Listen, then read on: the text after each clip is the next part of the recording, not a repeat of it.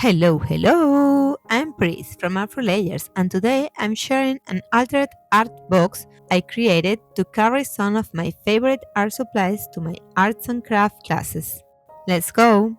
Before choosing the final color palette, I used two small canvas samples as a guide. The greener one felt softer and more romantic, but the turquoise, periwinkle, and yellow palette felt much more connected to the light bulb focal points. That's why I love keeping small projects around. They can become creative reference for bigger decisions. To start building an interesting background, I used Finnabair tissue paper. My wooden box already had some wrinkled paper texture from its previous decoration, so I first covered everything with white gesso. I used soft material to glue the tissue paper down and then added another layer on top to seal it and protect it. I added a large piece of tissue paper on the top surface, plus a few smaller text pieces here and there on the sides. Once everything was dry, I removed the excess paper from the edge with a sanding file. Then I covered the whole box with a thin layer of white gesso diluted with water.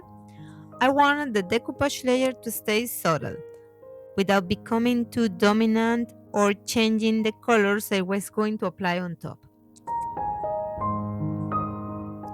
And now the background still need more depth.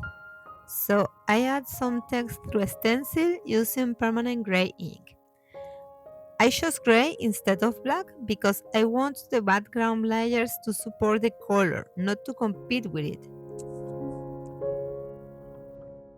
Then I used the same woven texture stencil from my mini canvas and applied a layer of pearly paste from the Twilight Potion set.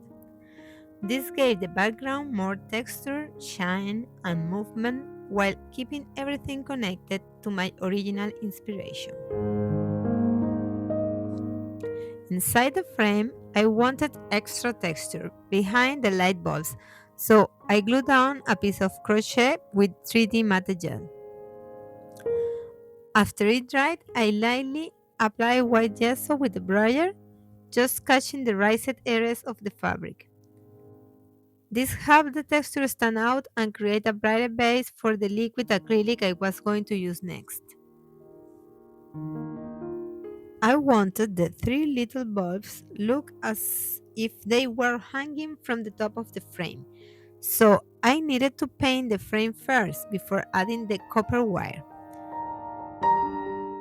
The coloring process was built in several layers. I started with turquoise and periwinkle liquid acrylics, sprayed them with water, and let the colors move into the textures.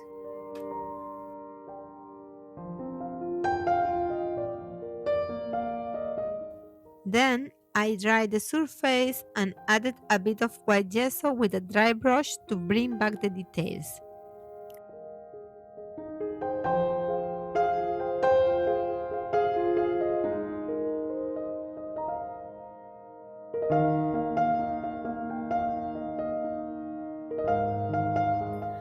I repeated this process a few times, adding touches of yellows, more turquoise and periwinkle, and more dry brushed gesso in between, until the frame had the depth and color variation I wanted.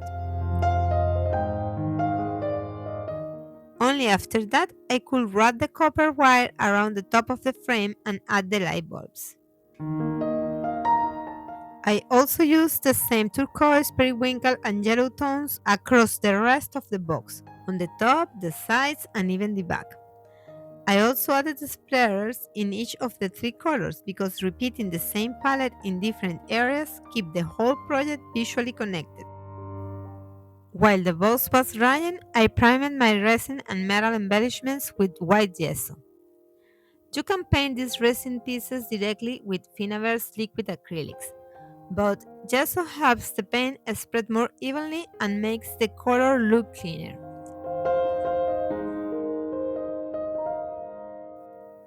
This was really important for the light bulbs.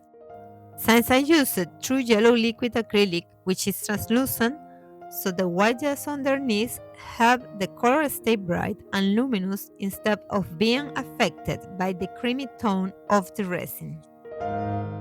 Now the frame was fully painted, I could finally add the copper wires. I wrapped 3 wires around the top of the frame and added faceted crystal beads for a little extra sparkle. These wires will hold the light bulbs so they help create the feeling that the bulbs are actually hanging from the frame.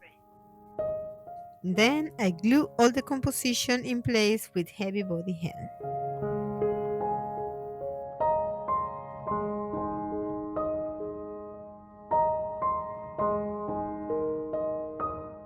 Some embellishment needed a different finish, so I used all silver wax to turn them into silver pieces. I did this with the number 4 and also with the little branch. At first, I wanted to leave the branch natural, but changing it with the same wax helped it look more like metal and made the details feel more connected.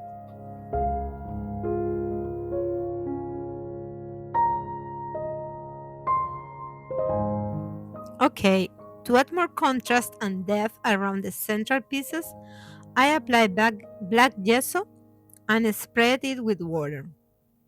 I chose black gesso instead of black liquid acrylic because I wanted a deeper matte black. That matte finish helps create a stronger contrast around the focal point and makes the colors and metallic details stand out even more. Okay, ready. For the final touches, I add a small highlights with the unicorn paste from the Twilight Potion set. I used it in selected areas of the box, the embellishments, and the texture background to create little sparkly accents. I also used the same paste under the pebbles, placing them strategically so they will stay well attached while adding those metallic, luminous touches underneath. Then I added a few small flowers, some faceted crystals, and finished everything with white splatters to bring all the layers together.